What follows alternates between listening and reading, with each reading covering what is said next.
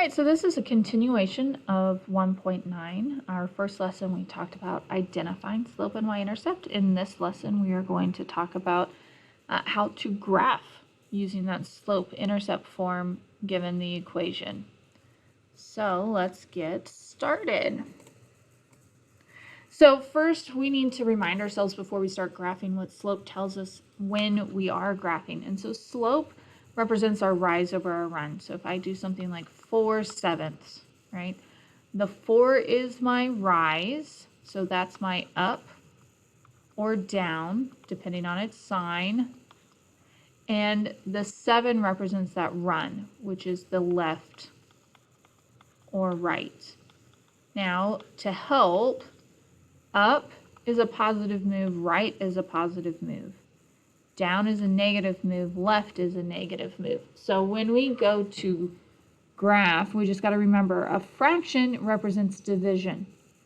And so if we're dividing by the same sign, then we get positive. If we're dividing by different signs, then we get negatives. So when we're talking about a positive slope, we want the same type of move, either both positive moves or both negative moves. So when we're graphing a positive slope, we either want to go up and right, or we can go down and left, and either one of those type of moves is going to give us a positive slope. Whereas with a negative slope, we can go down and right,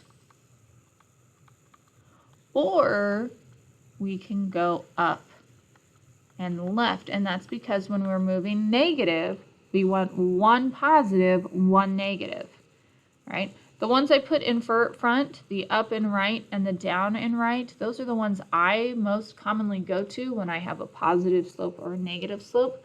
But if you can't go up and right, then your other option is that you could go down and left to get to your next point. Or if you can't go down and right to get your negative point, you can go up and left to get your next point, and we'll have one of those examples. All right, so the first one we're going to graph.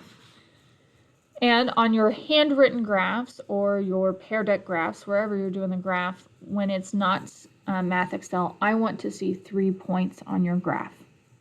Your y-intercept and 2 other points. So just, keep that in mind. If you're doing it by hand, I want at least 3 points. So when we start, we're going to start by identifying slope and y-intercept, remembering that we're using the equation y equals mx plus b. And so our coefficient for this one is 4/3. And our y-intercept, you may be tempted to just do the 1, but you need to take that negative with it. So yes, it's a -1, but that -1 is the same as a -1. And so we have a slope of 4/3 and a y-intercept of -1. Now this is the saying I always use to help when we start off graphing. We're going to begin at B, and then we will move M. See it? Begin B, move M. All right, so when we begin at B, that's our y-intercept. So if we start at 0, 0, we're either going to go up for our first point or down for the first point. We're never going left and right for the first point. So our first point is at -1. So we're going to go down 1 to plot our first point. From there, I'm going to use my slope. My slope tells me how to move. And so it's a positive, so that means I'm going to go right. Well, yes, we will end up going right, but really our first move will be up and then right. So we're going to go up the top number, which is 4, and right the bottom number, which is 3. So up 4, right 3. So from my point at -1, I'm going to count up 1, 2, 3, 4, and then over 1, 2, 3, and that is where my new point goes. Now, if I want to go to the other side of my -1, I just do the opposite. I could go down 1, 2, 3, 4, and left 1, 2, 3. Notice we are still in a line. And from any of these points, I can repeat that process. 1, 2, 3, 4, 1, 2, 3. Because slope is constant for our line, right? It never changes. From there, you need to draw your line. And when we're graphing equations, you have to have a line. The line represents all these in-between answers. Like if x was -1, what is the answer? And it's just slightly higher than -2, right? Or lower than -2. So the line represents all the partial answers between our whole number answers. All right, next graph. So again, we're going to start by identifying slope and y-intercept. So my y-intercept is -5. My slope is a -1/4.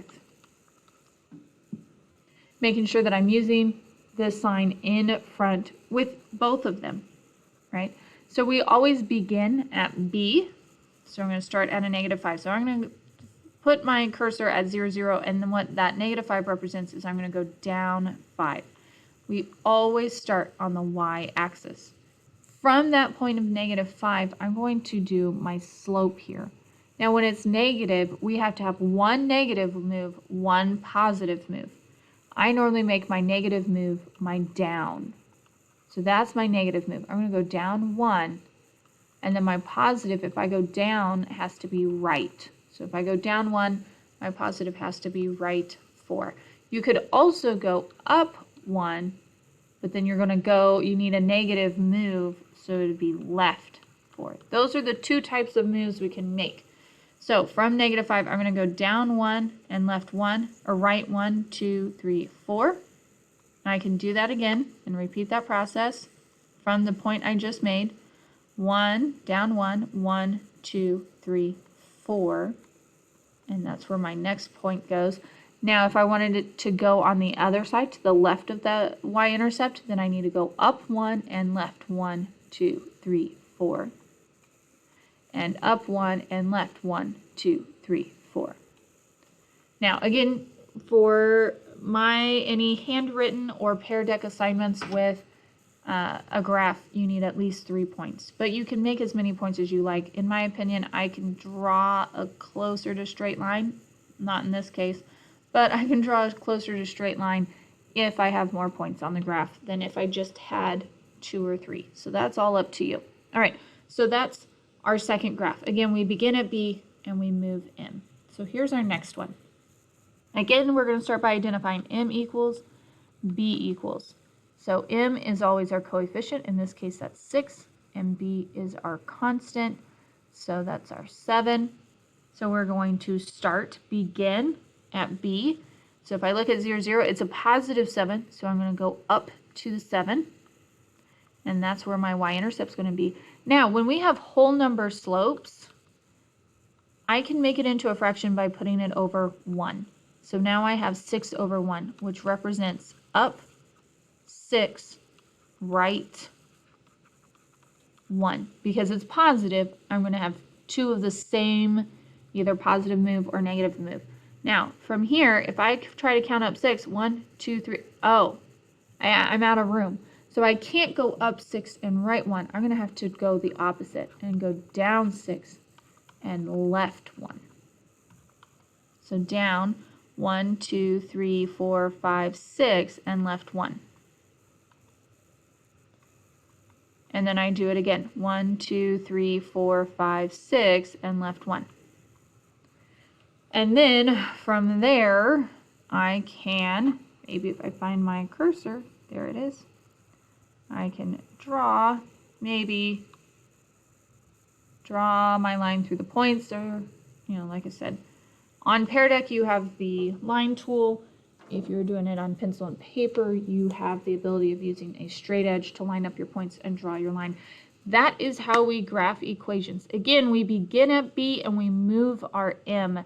If we have a positive slope, then we need the same sign moves, either up and right or down and left. If we have a negative slope, then we need one positive move, one negative move. So we can go down and right, or we can go up and left. All right, I hope that helps. Contact me if you need more help. Have a great day.